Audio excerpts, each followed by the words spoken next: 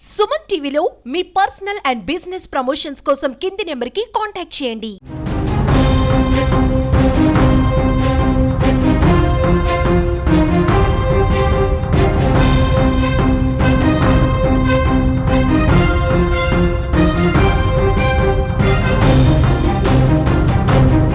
ఈ central prison అన్నది visit చేయడం, అదేవిధంగా ఉమెన్ ప్రిజన్ కూడా విజిట్ చేయడం కూడా జరిగింది. ఈరోజు ఇప్పటికీ రాజమండ్రిలోనే ఇంచుమించుగా 3 ఫ్యూయల్ అవుట్లెట్స్ ప్రిజన్స్ ఆధ్వర్యంలో నడపబడుతున్నాయి. అందులో కూడా ప్రిజన్లో ఉన్న వాళ్ళు అక్కడికి వచ్చి వర్క్ చేసి వాళ్ళు డైలీ వైజ్గా ఉన్న అమౌంట్ని కూడా వాళ్ళు తీసుకోవటం, వాళ్ళ కుటుంబ పోషణ నిమిత్తం కొంత అమౌంట్ని బ్యాంక్లో వేయటం, కొంత అమౌంట్ని వాళ్ళ ఖర్చుల నిమిత్తం కూడా వాళ్ళకి ఇవ్వటం అన్నది ఒక సాంప్రదాయబద్ధంగా జరుగుతున్న కార్యక్రమం.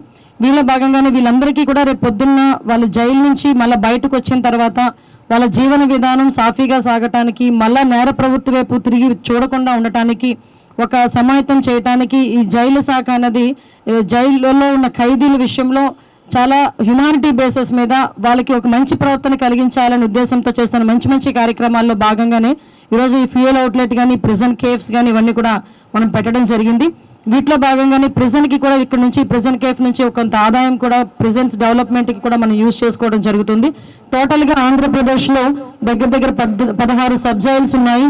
అదేవిధంగా ఒక స్పెషల్ జైల్స్ ఒకటి, డిస్ట్రిక్ట్ జైల్స్ ఒకటి, అదేవిధంగా మనకి బోస్టన్ జైల్ కూడా ఒకటి కన్స్ట్రక్షన్లో ఉంది. అదేవిధంగా మనకి ఉమెన్ ప్రిజన్ ఒకటి ఉంది, సెంట్రల్ జైల్స్ 2 ఉన్నాయి. ఓవరాల్గా టోటల్ మనకి 3483 మెంబర్స్ ఈరోజు స్టేట్ వైడ్ ప్రిజనర్స్ కింద ఉన్నారు. అందులోని సుమారుగా అంటే ఓవరాల్గా చెప్పాలంటే 700 ఓవర్ క్రౌడ్ ఉంది. ఇక్కడ కూడా రాజమండ్రి సెంట్రల్ జైల్లో కూడా 1200 యాక్చువల్గా కెపాసిటీ, ఇప్పుడు 1250 మెంబర్స్ ఈరోజు అక్కడ ఓవర్ క్రౌడ్ ఒక 50 మెంబర్స్ ఓవర్ క్రౌడ్ కూడా ఉన్నారు. అంటే ఇందులోని మేజర్గా మేమందరం కూడా చూసేసరికి సాధారణంగా మేము గవర్నమెంట్లోకి వచ్చిన తర్వాత కూడా ఎక్కువగా గాంజా మీద దృష్టి పెడుతున్న దానికి కూడా కారణం కూడా ఇక్కడ మేము సెంట్రల్ ప్రిజన్స్ మేము ఏదైతే వైజాగ్ ఒకసారి సెంట్రల్ ప్రిజన్ నేను విజిట్ చేయడం జరిగింది. అట్ ద సేమ్ టైం ఇప్పుడు సెంట్రల్ ప్రిజన్ రెండోదైన రాజమండ్రి సెంట్రల్ ప్రిజన్ కూడా మేము చూడటం జరిగింది. విజిట్ చేయడంలో ఇందులో సుమారుగా ఇక్కడ సెంట్రల్ జైల్లోనే దగ్గర 376 మంది గాంజా కేసెస్ ఉన్నాయి. అఫ్ కోర్స్ వైజాగ్తో పోలిస్తే తక్కువే ఉన్నాయి. ఇక్కడ వైజాగ్లో దగ్గర 1000 వరకు అక్కడ గాంజా కేసెస్ ఉండడం అనేది జరుగుతుంది. ఓవరాల్ స్టేట్ అంతా కలుపుకొని ఒక 1700-1800 ఉంటే గాంజా కేసెస్, అందులోని కేవలం 1000 వరకు వైజాగ్లోనే ఉండడం కూడా మనం గమనించాల్సిన అవసరం కూడా ఎంత ఉంది. సుమారుగా మనందరికీ కూడా తెలుసు ఈరోజు ఈ ప్రిజన్స్లోని ఎప్పుడో ఇంచుమించుగా 1861లో కన్స్ట్రక్ట్ చేసిన ఈ ప్రిజన్ ఇది. అంటే బ్రిటిష్ కాలం నాటికి ముందు నుంచి కూడా ఈ ప్రిజన్ అక్కడ కన్స్ట్రక్ట్ చేసబడింది. అప్పటి నుంచి ఇప్పటి వరకు కూడా ఏదో మెయింటెనెన్స్ అవుతుంది, ఓవరాల్గా అక్కడెక్కడ ఇబ్బంది లేకుండా జరుగుతుంది. ఇందాకే మేము మీకు విజిట్ చేయడానికి వెళ్ళినప్పుడు మన సుబ్రహ్మణ్య గారు వీళ్ళందరూ కూడా అక్కడ ఒక గోడ కూడా ఇబ్బందికరమైన పరిస్థితిలో ఉంది, కూలిపోవడానికి రెడీగా ఉంది. ఆ గోడ కన్స్ట్రక్ట్ చేయాలంటే వెంటనే హోమ్ సెక్రటరీ గారికి చెప్పడం జరిగింది. ఇమీడియట్గా ఆ కన్స్ట్రక్షన్ కూడా మేము ఏర్పాటు చేసి అక్కడ ఎవరికి కూడా భద్రతా సంబంధించిన ఎటువంటి ఇబ్బందులు కలగకుండా చూసుకునే బాధ్యత కూడా మేమందరం కూడా తీసుకుంటాం. ఈరోజు ఆ ఉమెన్ ప్రిజనర్స్ దగ్గరికి కూడా నేను వెళ్ళి విజిట్ చేయడం జరిగింది. నిజంగా చాలా బాధాకరమైన విషయం. వాళ్ళ క్షణికావేశంలోనో లేకపోతే తెలియని వయసులోనో తెలిసి తెలియక చేసిన తప్పులకి ఈ రోజుకి కూడా కుటుంబానికి దూరంగా ఉండి వాళ్ళు పడుతున్న బాధ. అదేవిధంగా నేను అక్కడ ఉమెన్ జైల్లో చూసిన ఫెసిలిటీస్ కూడా నిజంగా చాలా ఆశ్చర్యం అనిపించింది. At the same time happy కూడా అనిపించింది. అక్కడ కూడా వాళ్ళకి చిన్నపిల్లలు 6 years లోపు వరకు ఉన్న వాళ్ళు తల్లితో ఉండడానికి, అదేవిధంగా లోపల వాళ్ళకి అన్ని కేర్ టేక్ అనమాట, సెర్లక్ దగ్గర నుంచి మిల్క్ దగ్గర నుంచి ప్రతి ఒక్కటి కూడా జైల్ డిపార్ట్మెంట్ నుంచి వాళ్ళకి సపోర్ట్ చేయటం, ఇవన్నీ కూడా చూశాను. వాళ్ళతో కాసేపు ఇంటరాక్ట్ అయ్యాము, వాళ్ళకి ధైర్యం చెప్పొచ్చాం. ఎందుకంటే ఎక్కడికైనా వెళ్ళినా మనకు సమస్యకి పరిష్కారం ఉంటుంది, కానీ ఈ జైల్లో ఏంటంటే కంపల్సరీగా వాళ్ళు పశ్చాత్తాపడడం, అట్ ద సేమ్ టైం మంచి నడవడిక కలిగి ఉండటమే వాళ్ళకి ఇచ్చే ఒక సోర్స్ వాళ్ళకి. సో ఇవన్నీ కూడా మేము చూడటం జరిగింది. ఓవరాల్గా చెప్పాలంటే అక్కడికి వెళ్ళిన తర్వాత జైలు సిబ్బంది కూడా ఎవరైతే ఉన్నారో వాళ్ళందరూ కూడా వాళ్ళ తాలూకా కష్టాలు, వాళ్ళ తాలూకా ఇబ్బందులు కూడా చెప్పడం జరిగింది. వాళ్ళు అక్కడ కూడా హాస్పిటల్ కూడా ఉన్నాయండి. కాకపోతే మేము అడిగేది ఏంటంటే ఇక్కడ కంపల్సరీకి గాంజా కేసెస్ ఎక్కువ ఉంటున్నాయి కాబట్టి కంపల్సరీగా జైల్లోని ఒక్కొక్క సైక్రియాటిస్ట్ని మేము అందరూ ఏర్పాటు చేయడానికి మేము గవర్నమెంట్ కూడా ఈరోజు సిద్ధంగా ఉంది. ముందు ఇమీడియట్గా ఒక 4-5 సైక్రియాటిస్ట్ని ఇమీడియట్గా పెద్ద జైల్స్లోని కొంచెం పంపించడం, ముఖ్యంగా సెంట్రల్ ప్రిజన్స్లోని కూడా సైక్రియాటిస్ట్ని ఏర్పాటు చేయడం. సైక్రియాటిస్ట్ వచ్చిన తర్వాత ఎక్కడైతే డీఅడిక్షన్ సెంటర్స్ కూడా కంపల్సరీగా మనకి జైల్లోనే లోపల సెంట్రల్ ప్రిజన్లోనే డీఅడిక్షన్ సెంటర్ కూడా పెట్టడానికి ఫెసిలిటీ కల్పించాల్సిందిగా మేమందరం కూడా గవర్నమెంట్కి మేమందరం కూడా గౌరవ చంద్రబాబు నాయుడు గారు కూడా మేమందరం చెప్పి అది కూడా యాజ్ ఎర్లీ యాజ్ పాసిబుల్ చేస్తామని మీ అందరికీ కూడా తెలియజేసుకుంటున్నాం. ఇంకా జైలు సిబ్బందికి సంబంధించి వాళ్ళు కోరిన కోరిక ఏంటంటే మాకు పోలీసు సిబ్బందితో ఈక్వల్గా ఈఎల్స్ కానీ పోలీసు సిబ్బందితో ఈక్వల్గా ఆరోగ్య భద్రత కానీ మాకు కల్పించాలి అన్నారు. సో నా దృష్టికి ఈరోజు జైలు సిబ్బంది తాలూకా ఆరోగ్య భద్రత విషయంలో ఈరోజు మా దృష్టి కూడా వచ్చింది. మేము కూడా మా సెక్రటరీ గారితో కూడా మాట్లాడాం, గవర్నమెంట్తో కూడా మాట్లాడి వాళ్ళకి కూడా ఆరోగ్య భద్రత కల్పించేటట్టుగా మేము కూడా సమాయత్తం అవుతాం. అట్ ద సేమ్ టైం వాళ్ళందరికీ కూడా సహకరిస్తాం. అన్ని పోలీస్ శాఖ విషయంలో జైలు సిబ్బంది కానీ ఫైర్ సిబ్బంది కానీ వీళ్ళందరికీ కూడా ఫెసిలిటీస్ కల్పించి వాళ్ళతో పనిచేయాలనే దృక్పథంతోనే గవర్నమెంట్ కూడా ఉంది. ఇందులో విషయం ఏంటంటే నిజంగా ఒక నేను లోపలికి వెళ్ళేసరికి వన్ ఆఫ్ ద మూమెంట్లో కొంచెం ఎమోషనల్ కూడా అయ్యా. ఎక్కడ వెళ్ళి అయ్యానంటే స్నేహ బ్లాక్, అది కూడా ఒకసారిగా కొంచెం ఇబ్బంది పడే పరిస్థితి వచ్చింది. స్నేహ బ్లాక్ దగ్గరికి వెళ్ళేసరికి లోపలికి వెళ్ళి చూసాము, ఆ ఫెసిలిటీస్ అన్నీ అక్కడ అన్నీ చూసాం.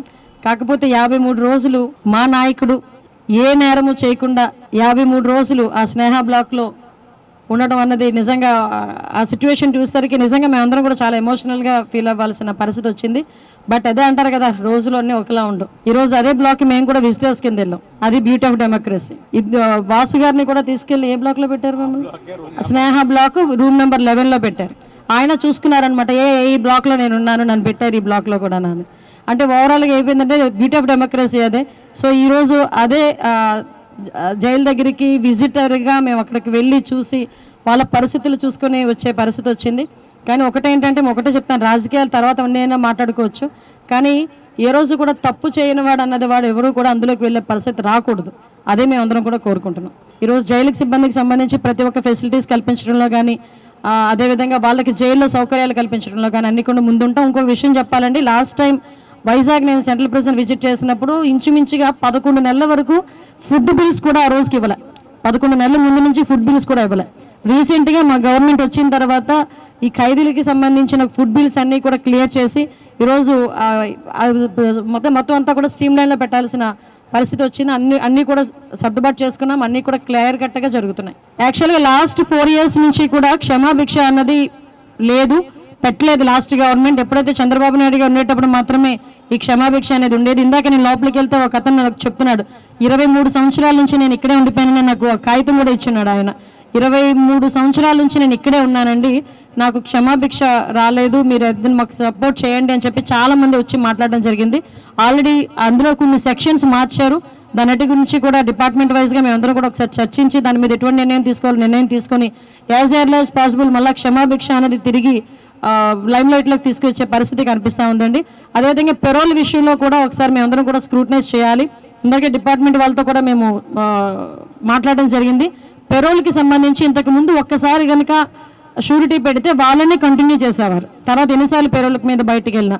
కానీ ప్రతిసారి కూడా వాళ్ళని వేరే షూరిటీస్ పెట్టాలి అనుకునేటప్పుడు వాళ్ళకి ఇబ్బంది అయ్యి పెరోల్ మీద కూడా బయటికి వెళ్ళే పరిస్థితి కనిపించట్లేదు. దాని మీద కూడా మేము దృష్టి పెడతాం.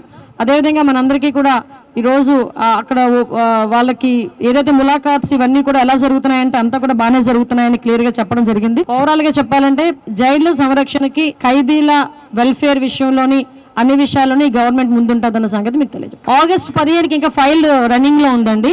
మోస్ట్ ప్రాబబ్లీ October 2nd అనుకుంటున్నా. గవర్నమెంట్ మనకు దృష్టిలో పెట్టాం కాబట్టి మనం చేసుకోవచ్చు. ఇద్దరు అమ్మాయిలది కదా, ఆల్రెడీ ట్రేస్ అవుట్ అయ్యింది, వాళ్ళందరినీ కూడా పట్టుకున్నారు. ఎవరైతే వాళ్ళు తీసుకెళ్లారో ఆ పిల్లల్ని కూడా పట్టుకోవడం జరిగింది, వాళ్ళని కూడా పట్టుకోవడం జరిగింది. ఓవరాల్గా ఇక్కడ ఒక విషయం చెప్పాలండి, ఎక్కడ ఏం జరిగినా పోలీసులు చాలా ఫర్మ్గా వర్క్ చేస్తున్నారు. పోలీసులు వితిన్ 48 అవర్స్లో కానీ ఎక్కడ పెద్ద కేసు అయితే వితిన్ 1 వీక్లో మాత్రం వాళ్ళందరినీ కూడా పట్టుకుని వాళ్ళందరినీ కూడా రిమాండ్కి పంపించి పోక్సో యాక్ట్ అయితే పోక్సో యాక్ట్ కట్టి ఇమీడియట్గా ఫాస్ట్ ట్రాక్ కోర్ట్స్ కూడా ఏర్పాటు చేసుకొని అక్కడ శిక్ష పడేదానికి ఇంచుమించు 3-4 నెలల్లోనే శిక్ష పడేదానికి కూడా పోలీస్ డిపార్ట్మెంట్ వాళ్ళు వాళ్ళ కార్యక్రమాలన్నీ కూడా పూర్తి చేస్తున్నారు. ఎక్కడా కూడా ఎటువంటి నెగ్లిజెన్సీ లేదు. కావాలని బురద చల్లుతున్నారు తప్పించి, ప్రతిపక్షాల్లో ఉన్న వాళ్ళు కావాలని బురద చల్లుతున్నారు తప్పించి, ఏదైనా ఉంటే కనుక ఓపెన్ డిస్కషన్స్కి నేను రెడీ అని చెప్తున్నా. ఏం జరగాలనుకుని ఇప్పుడు జరుగుతున్న సిచ్యువేషన్స్, అన్ఫార్చునేట్లీ జరుగుతున్న సిచ్యువేషన్స్ మనం కంట్రోల్ చేసుకోవాల్సిన బాధ్యత ఉంది. కంట్రోల్ అవ్వలేనప్పుడు కాదు, ఆల్రెడీ ఇన్సిడెంట్స్ జరుగుతున్నప్పుడు కంపల్సరీగా పోలీసులు కూడా చాలా ఫర్మ్గా వర్క్ చేస్తున్నారు. పోలీస్ డిపార్ట్మెంట్తో ఎక్కడ కూడా ఎటువంటి ఇబ్బంది లేదు. యాక్చువల్గా మొన్న వచ్చి ఒక మాట అన్నాడు, ఎవరైతే మర్డర్కి ప్రేరేపించిన కూడా తీసుకెళ్ళి జైల్లో వేయాలట. అదే కనుక జైల్లో వేసేయాల్సిన పరిస్థితి వస్తే ఫస్ట్ వేయాల్సిన జగన్మోహన్ రెడ్డిని వేయాలి. వివేకానంద రెడ్డి హత్య కేసులో చేతులన్నీ ఎవరివైపు చూపిస్తున్నాయో, దేశం మొత్తం మీద చేతులన్నీ, ఇంక్లూడింగ్ వివేకానంద రెడ్డి గారి కూతురు చేయి కూడా ఎటువైపు చూపిస్తుందో మనందరికీ తెలుసు. అటువంటిది అలాంటి వాళ్ళు ఈ రోజు వాళ్ళ కింద ఏదో గులివింద కిందకి కింద మచ్చను తెలియదంట ఎవరికైనా. వాళ్ళ కింద ఉన్న మచ్చల గురించి మాట్లాడడం మానేసి ఏమండి మాట్లాడుతున్నారు శాంతి భద్రతల గురించి. ఇదే రాజమండ్రిలో దిశ పోలీస్ స్టేషన్ ఓపెనింగ్ రోజు ఒక అమ్మాయిని గ్యాంగ్ రేప్ జరిగి అదే రోజు సాయంత్రం తీసుకొచ్చి ఆటోలో వదిలేసి వెళ్ళిపోయిన సంఘటన మీరు ఎవరైనా మర్చిపోయారా? ఇక్కడ ఉన్న రాజమండ్రి ప్రెస్ ఎవరైనా మర్చిపోయారా? ఆ రోజు మీరే కవర్ చేశారు. నాకు ఇన్ఫర్మేషన్ ఇచ్చింది కూడా మీ వాళ్ళే. మళ్ళీ అమ్మాయిని మేము అందరూ కూడా చూడటానికి వస్తే ఆ రోజు మమ్మల్ని ఆపడానికి ప్రయత్నం చేశారు. ఈ రోజు మేము ఎక్కడ కూడా ఆపట్లేదే. నంద్యాల వెళ్తానన్నాడు, వెళ్ళాడు. తర్వాత మనం వినుకొండ వెళ్తానన్నారు, వెళ్ళాడు. వాళ్ళ ఎమ్మెల్యే ఈవీఎం బాక్సులు పగలగొట్టిన ఎమ్మెల్యేని చూడటానికి వెళ్తాను అన్నాడు, వెళ్ళాడు. మేము ఎక్కడ కూడా ఫోర్స్ పెట్టట్లేదు, ఎక్కడ కూడా మిమ్మల్ని ఆపే ప్రయత్నం కూడా చేయట్లేదు. ప్రజాస్వామ్యబద్ధంగా మీరు ఎక్కడికైనా వెళ్తానంటే వెళ్ళండి అని చెప్తున్నాం. అక్కడికి వెళ్ళి వాళ్ళు డివేట్ అవుతున్నారు అంతే. మొన్న వెళ్ళాడు అక్కడ మన నంద్యాల వెళ్ళారు. నంద్యాల వెళ్ళిన తర్వాత అక్కడ మాట్లాడిన మాటలు కూడా ప్రజలు ఈరోజు గ్రహిస్తున్నారు. వెళ్ళి వాళ్ళ కార్యకర్త ఎవరైతే చనిపోయారు అని అంటున్నాడో ఆయన పరామర్శించి వాళ్ళ కుటుంబానికి ఏదో ఆర్థిక సాయం చేసి రావాలి బ్యాక్కి. అవేమి జరగవు. అక్కడికి వెళ్ళి నేనుంటే అమ్మఒడి ఇచ్చేవాడిని, నేనుంటే రైతు భరోసా ఇచ్చేవాడిని, నేనుంటే అది ఇచ్చేవాడిని, నేనుంటే ఇది ఇచ్చేవాడిని ఏకపాట పాడుతున్నాడు. అది అందరం చూస్తూనే ఉన్నాం. అంటే సందర్భాన్ని బట్టి కూడా మాట్లాడడం చేతకాక ఏది పడితే అది మాట్లాడే పరిస్థితిలో ఈరోజు పులివెందుల ఎమ్మెల్యే గారు జగన్మోహన్ రెడ్డి గారు ఉన్నారండి. అది ఆయన నైజం అంతే. ఆయన భద్రత ఎక్కడ కుదించో మీరు నేను వెళ్దాం పదండి ఒకసారి. ఆయనకి ఎంత భద్రత ఇచ్చామో మేము చెప్తాం. ఎక్స్ సీఎంగా ఆయనకి ఇవ్వాల్సిన Z+ సెక్యూరిటీ ఆయనకి ఇచ్చాం. ఎక్కడెక్కడ ఆయన కావాలని 980 మందిని పెడదామంటే 980 మంది అంటే ఒక గ్రామంలో ఓటర్లు అండి. 980 మంది పోలీసుల్ని ఈరోజు దగ్గర స్కార్సిటీ దగ్గర 20,000 మంది పోలీసులు ఈరోజు స్కార్సిటీ ఉంది మాకు. అందులో 980 మందిని ఒక క్యాండిడేట్కి మేము రక్షణకి పంపించాలి. దేనికి రక్షణ? ఈరోజు ఆయన దేనికి భయపడుతున్నాడు అంటే నాకు ఎక్కడో చిన్న డౌట్ కొడుతుంది. ఏంటంటే ఈయన అప్పుడు పోలీసులను అడ్డం పెట్టుకొని పరదాలు కట్టుకొని చెట్లు నరికించేసుకొని ఆ భద్రతా వలయంలో తిరగడం అలవాటు అయిపోయింది. ఈరోజు నిజంగా కనుక బయటకు వస్తే ప్రజలు ఏమైనా తంతారని భయపడుతున్నాడా జగన్మోహన్ రెడ్డి? అందుకే 980 మందిని సెక్యూరిటీ అడుగుతున్నాడు. ఈరోజు దేనికి అడగాలి 980 మందిని సెక్యూరిటీ? నేనేమంటానంటే as per rule, as per norms ఒక ఎక్స్ సీఎంకి ఇవ్వాల్సిన సెక్యూరిటీని ఇచ్చాం. బుల్లెట్ ప్రూఫ్ వాహనాలు ఇస్తున్నాం. ఇప్పుడు ఈ రోజుకి కూడా చంద్రబాబు నాయుడు గారు హైదరాబాద్ వెళ్తే సఫారీ ఇస్తారు బుల్లెట్ ప్రూఫ్. కావలసిన డిపార్ట్మెంట్ వాళ్ళు ఉన్నారు ఇక్కడ, అడగండి మీరు. అదే అన్నికి ఫార్చునర్ కానీ సఫారీ కానీ ఏదో ఒకటి ఇస్తారు అక్కడ. ఆయన దగ్గర సంథింగ్ ఇంకొకటి ఏదో ఒక 2 వెహికల్స్ ఉన్నాయి బుల్లెట్ ప్రూఫ్ వెహికల్స్. సో ఓవరాల్గా చెప్పాలంటే ఆయన భద్రతను ఎక్కడా కూడా ఎవ్వరూ తగ్గించలే. ఆయన ఫీల్ అయిపోతున్నాడు. చుట్టూ కనిపించకపోయేసరికి, పోలీసులు కనిపించకపోయేసరికి ఆయన ఫీల్ అవుతున్నాడు అలా అంతే. ఇప్పుడు జగన్మోహన్ రెడ్డి గవర్నమెంట్ అనుకోండి, రాగానే ఎక్కడ పసుపు కనిపించిందంటే నీలం వేస్తుంది. రాగానే ముందు వాళ్ళ బొమ్మలు తీసి వాళ్ళ బొమ్మలు పెట్టుకుంటారు. అదే సర్వేరాల మీద బొమ్మలు పెట్టుకున్నట్టుగా. మేము ప్రజాధనాన్ని వృధా చేయడానికి కాదు, స్లోగా అన్నీ చేస్తాం. దిశ పోలీస్ స్టేషన్స్ కూడా మార్పు చేసి మహిళా పోలీస్ స్టేషన్స్ ఇంతకు ముందు ఎలా ఉండేదో మహిళా పోలీస్ స్టేషన్ కింద కన్వర్ట్ అవుతుంది. మేము ఆ రోజు చెప్తున్నాం, ఈ రోజు చెప్తున్నాం. దిశ చట్టం అని చెప్పి ఒక పెద్ద డ్రామా నడిపాడు 5 సంవత్సరాలు జగన్మోహన్ రెడ్డి. డ్రామా నడిపాడు, నిజంగా చెప్పాలంటే డ్రామా నడిపాడు. ఈ రోజుకి కూడా చాలా మంది ఏమంటారంటే నా దగ్గరికి వచ్చి దిశ స్టేషన్లో కేసు పెట్టామండి అంటారు. అది యాక్చువల్గా మహిళా పోలీస్ స్టేషన్. ఆ దిశ చట్టమే లేనప్పుడు దిశ పోలీస్ స్టేషన్ ఎందుకు, దిశ పోలీసులు ఎందుకు? దానికి మళ్ళీ సపరేట్ ప్యాటర్న్. మహిళా పోలీస్ స్టేషన్లేనండి ఇంతకు ముందు, మేము మార్చేది కొత్తగా లేదు. మహిళా పోలీస్ స్టేషన్లు ఇంతకు ముందు కూడా అదే మహిళా పోలీస్ స్టేషన్లు కొనసాగిస్తాం.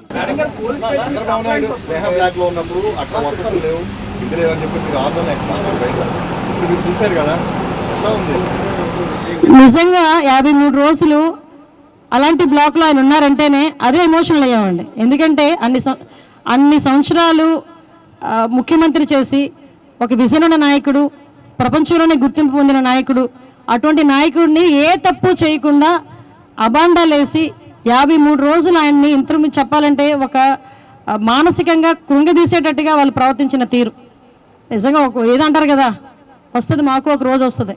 అమ్మ కంప్లైంట్లు వచ్చినా ప్రాపర్గా రియాక్ట్ అవుతారు. ఆల్రెడీ మీకు ఒక విషయం చెప్పి నేను ముగిస్తాను. ఇంతవరకు పోలీస్ సిస్టమ్ వేరు, ఇప్పుడు పోలీస్ సిస్టమ్ వేరు. ఇంతవరకు పోలీస్ సిస్టంలో మీరు అనుకున్నట్టు వాళ్ళు ఫ్రెండ్లీ పోలీసింగ్ అని ఉండేది కాదు. కానీ ఇప్పుడు ఈ 2 months నుంచి మీరు పోలీసులు అబ్జర్వ్ చేయండి. ఎవరైతే ఫిర్యాదుదారులు వస్తున్నారో వాళ్ళు కూర్చోబెట్టి మాట్లాడి వాళ్ళ ఫిర్యాదు అందుకునేటట్టుగానే ఉంటుంది. ఎక్కడైనా అటువంటి పరిస్థితులు లేకపోతే మాత్రం మేము చర్యలు తీసుకుంటాం.